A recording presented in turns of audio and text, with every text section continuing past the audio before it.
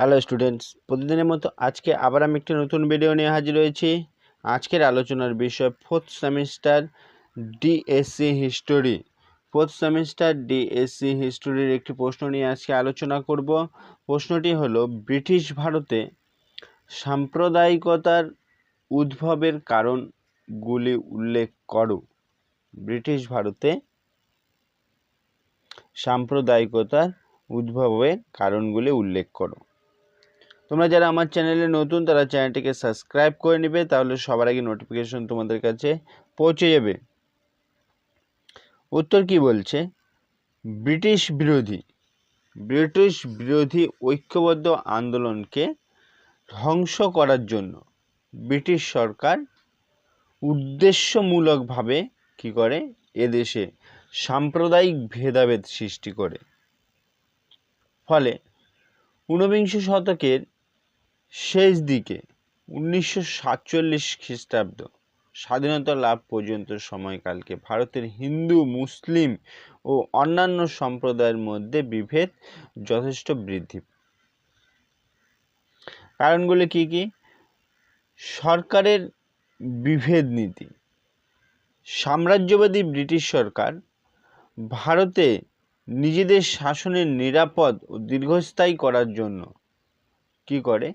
হিন্দু, মুসলিম সব বিভিন্ন সম্প্রদায়ের মধ্যে বিভেদ তৈরি করে দেয়, জাতীয় আন্দোলনকে দুর্বল করার চেষ্টা করে।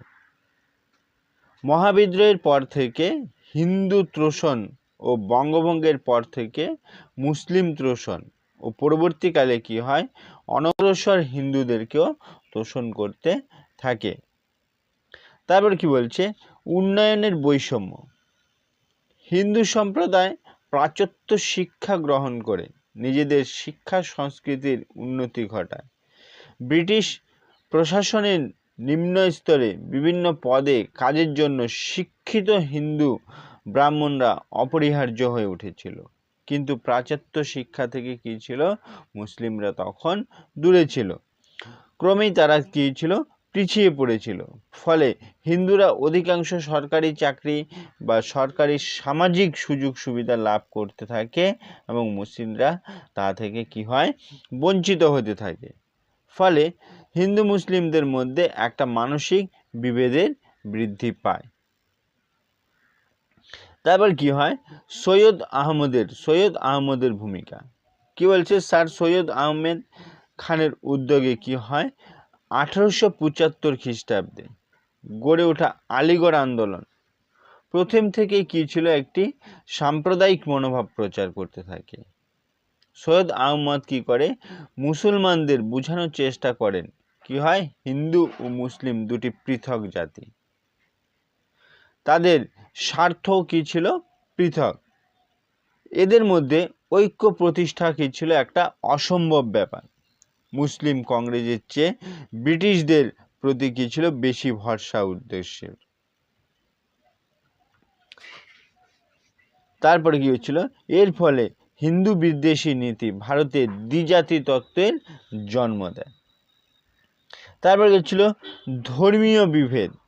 হিন্দু ও মুসলিমদের মধ্যে বহু ক্ষেত্রেই সাংস্কৃতিক মিল থাকলেও কি হচ্ছিল? ধর্মীয় বিভেদ ছিল তীব্র। ধর্মীয় কারণে তারা উভয়ই নিজেদের সম্পর্ক পৃথক বলে মনে করে। তারপর কি হচ্ছিল? ভারত সচিব লর্ড ক্রস বরলাট লর্ড ডাফরিনকে বলেন যে ভারতীয়দের ধর্মীয় বিভেদ আমাদের পক্ষে কি হচ্ছিল?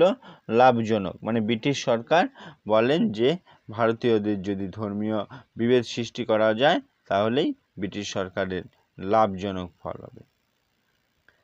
তারপর কি বলছিল? ঔপনিবেশিক অর্থনৈতিক কুফল। এখানে কি বলছে? ব্রিটিশ শাসনকালে ভারতের বিভিন্ন অঞ্চলে বসবাসকারী জাতিগোষ্ঠীগুলি কি হয়েছিল? অর্থনৈতিক উন্নয়নে সমান সুযোগ পায়নি। শিল্পায়নে কি হয়েছিল? অভাবে দেশে বেকারত্ব বৃদ্ধি পায়। ব্যবসা বাণিজ্যের ক্ষেত্রে হিন্দুরা নিরঙ্কুশ আধিপত্য করায় মুসলিম সম্প্রদায় পিছিয়ে পড়ে। ফলে অর্থনৈতিক বৈষম্য এবং মুসলিমদের একটা সাম্প্রদায়িক মনোভাব বৃদ্ধি পায়। তারপরে হচ্ছে বর্জুয়া জাতীয়তাবাদ। অভিজাত মুসলিমরা বাণিজ্য এবং শিল্পের জন্য কি হচ্ছিল, যুক্ত না হয়ে তারা কি করতে শুরু করে দেয়, জমিদারি পেশায় যুক্ত হয়। এদের ব্যবসা বাণিজ্যের প্রসারের ফলে হিন্দুরা বর্জুয়া শ্রেণীর উদ্ভব ঘটে। ফলে জমিদার সম্প্রদায়ভুক্ত অভিজাত মুসলমানরা ঈর্ষান্বিত হয়ে পড়ে। এই শ্রেণীগত বৈষম্য কি হয়, সাম্প্রদায়িক মনোভাব বৃদ্ধি করে দেয়। হিন্দু